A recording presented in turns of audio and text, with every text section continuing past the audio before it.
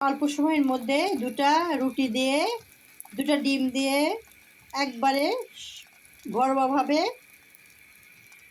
মোগলাই বানানো হচ্ছে। ডিম এই যে একটা রুটি দিয়ে দিয়েছি, এই সাইডে রুটি করেছি, এবার মোগলাইটা দিয়ে একটা রুটি দিয়ে দিব।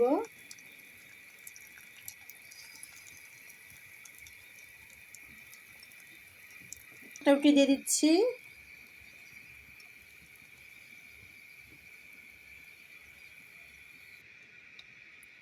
সাইডে তেল দিতে হবে। যে মোগলাইয়ের মতো অল্প সময়ের মধ্যে একবারে হয়ে যাবে। ঢাকনা দিয়ে দিচ্ছি, আস্তে আস্তে এটা ফুটবে, তখন নামিয়ে ফেলবো।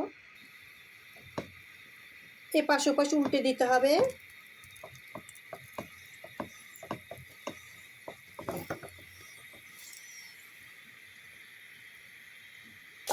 এবার উল্টে দিতে হবে। উপর দিয়ে টমেটো দিয়ে দিচ্ছি, আবার ঢাকনা দিয়ে দিব।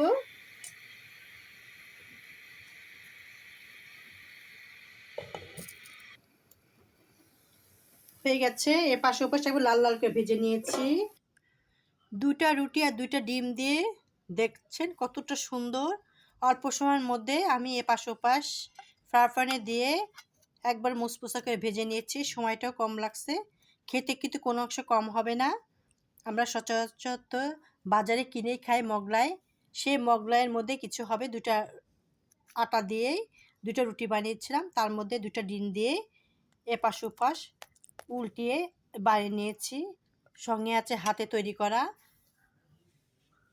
টমেটো সস দিয়ে খেতে হবে, খেতে আরও ভালো লাগবে। আমি কেটে দেখাচ্ছি কতটা সুন্দর হয়েছে।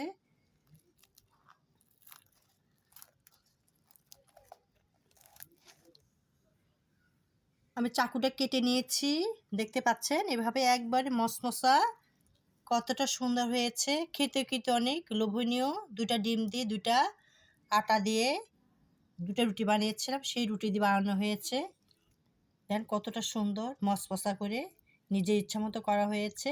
এপাশ ওপাশ লাল লালকে ভেজে নিয়েছি, খেতে কিন্তু খুবই লোভনীয়। তার সাথে হচ্ছে হাতে তৈরি করা টমেটো সস দিয়ে খাওয়া হবে।